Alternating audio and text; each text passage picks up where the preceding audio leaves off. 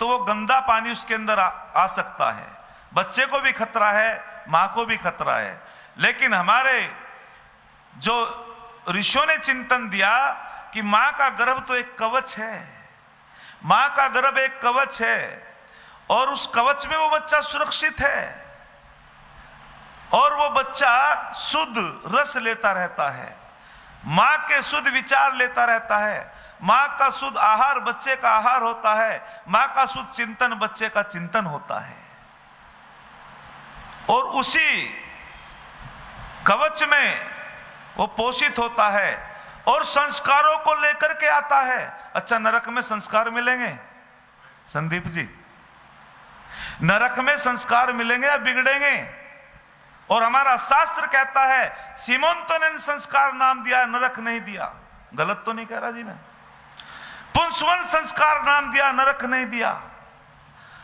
सीमंत उन्नयन मस्तिष्क का विकास होता रहता है उस समय, और जैसे जैसा मां का चिंतन होता है, मां का भोजन होता है, मां के विचार होते हैं, वैसा वो बच्चा वहीं संस्कारों को ग्रहण करता रहता है।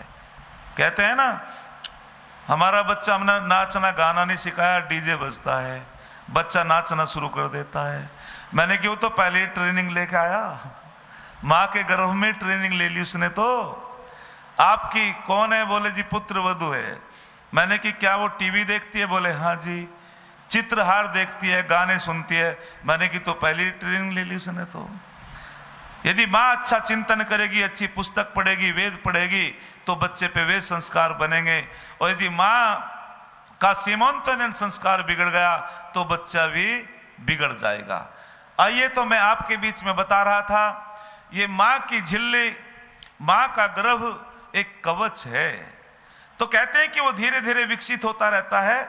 मां के रस कुछ से मां का शरीर पोषित होता रहता है और कुछ हिस्सा वो अपने उस बालक को देती रहती है ईश्वर के माध्यम से। तो फिर आगे बहुत सुंदर बात आचार्य से पूछी गई और आचार्य ने कहा कि सुनो दुनिया के लोगों, परम पिता परमात्मा कितना महान है, वो ईश्वर कितना महान है। फिर जब बच्चे का जन्म होता है, बहुत अच्छा चिंतन संदीप जी ने दिया था एक गीत के माध्यम से, कमाल का गीत। उसे तो मुझे लिखवाना भाई संदीप, बहुत ही अच्छा गीत था, लेकिन मैं उसकी व्याख्या कर रहा हूं। फिर मां ने जन्म दे दिया तो फिर उसका काम रस से तो नहीं चलेगा, गर्भ से तो बाहर आ गया। फिर बच्चे को भूख लगी तो फिर आवश्यकता किस चीज की पड़ी? दूध की। रस से काम नहीं चला भाई, पहले रस से पोषित होता रहा, अब दूध की आवश्यकता पड़ी। तो मां के स्तनों में दूध की व्यवस्था परमपिता परमात्मा ने कर दी। कमाल की व्यवस्था है ईश्वर की।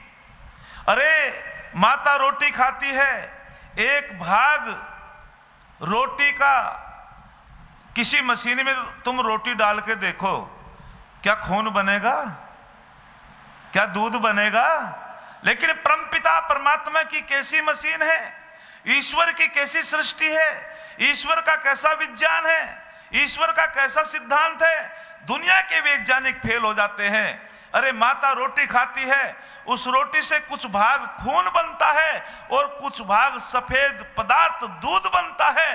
दूध से बच्चे का पालन पोषण होता है और खून से उसके शरीर का पोषण होता है। इतना महान है परमपिता परमात्मा, इतना महान है वो ईश्वर। कैसी व्यवस्थाएं परमपिता परमात्मा की है। तब उस बच्चे का दूध के माध्यम से पालन पोषण होता रहता है।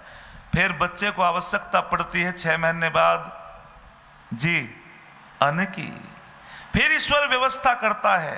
अन्न कहां से मिलता है? पृथ्वी से।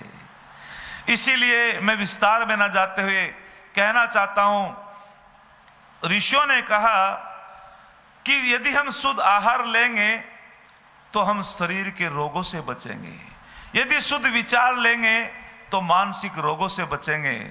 और जब शरीर भी रोगी हो जाता है, मानसिक रोगी हो जाता है, फिर उसका आत्मा कमजोर हो जाता है। जिसका आत्मा कमजोर हो जाता है वो बड़ा नहीं सोचता, उसके अंदर नकारात्मक विचार होते हैं, वह जो है किसी की उन्नति से खुश नहीं होता। और स्वामी दयानंद महाराज जी से किसी ने पूछा कि परमात्मा तो न्यायकारी है, जो हमने पाप कर्म किए क्या उनको क्षमा करेगा? तो उन्होंने कहा नहीं, परमात्मा क्षमा नहीं करेगा। बोले तो फिर परमात्मा की भक्ति करने से क्या लाभ? केवल 2 मिनट। कि ईश्वर की भक्ति करने से क्या लाभ? तो तब कहा कि मैंने कब कहा कि ईश्वर पापों को क्षमा करता है? मैंने तो नहीं कहा। बोले ईश्वर की भक्ति करने से लाभ क्या है? तो मेरा स्वामी दयानंद कहता है कि सुनो दुनिया के लोगों, जो ईश्वर की भक्ति नहीं करता उसका वो दुर्गुणों में फंस जाता है, मानसिक रोगी हो जाता है, उसका आत्मा कमजोर हो जाता है, वो राई जैसी समस्याओं को भी पहाड़ समझ लेता है, घबराने लगता है। और जो परमात्मा की उपासना करता है उसका मन भी पवित्र हो जाता है, वो शरीर के अंदर भी रोग नहीं होते हैं, उसका आत्मा इतना बलवान हो जाता है, वो पहाड़ जैसी समस्याओं में भी घबराता नहीं है। क्या थोड़ा फल है ईश्वर भक्ति का? अधिक ना कहते हुए 20 मिनट का प्रवचन रह गया, फिर मौका मिलेगा अगली सभाओं में उसे पूरा करूंगा। लेकिन आप लोगों ने बड़ा ही दत्तचित्त होकर के सुना। मैं ईश्वर से प्रार्थना करूंगा हम सभी वेदों की ओर लौटें और अपना शुद्ध आहार, शुद्ध हमारे विचार होंगे तो हमको सुख मिलेगा, शांति मिलेगी, आनंद मिलेगा। एक छंद कह करके मैं अपनी वाणी को विराम देता हूं। पावक की लपटों में तपकर सोना कुंदन बन जाता है, पावक की लपटों में तपकर सोना कुंदन बन जाता है। भाव शुद्ध हो तो छोटा सा धागा रक्षा बंधन बन जाता है। संघर्षों की भट्टी में तपना छोटा कोई काम नहीं, त्याग और साधना से मानव माथे का चंदन बन जाता है। त्याग और साधना से मानव माथे का चंदन बन जाता है। इति ओम सम। आप लोगों का बहुत बहुत धन्यवाद। ऋषि का बहुत प्यारा मंत्र, विश्वाने देव मंत्र की और आज की बहुत सुंदर व्याख्या श्रद्धेय आचार्य जी से श्रवण करे थे। इसे अपने जीवन में उतारें।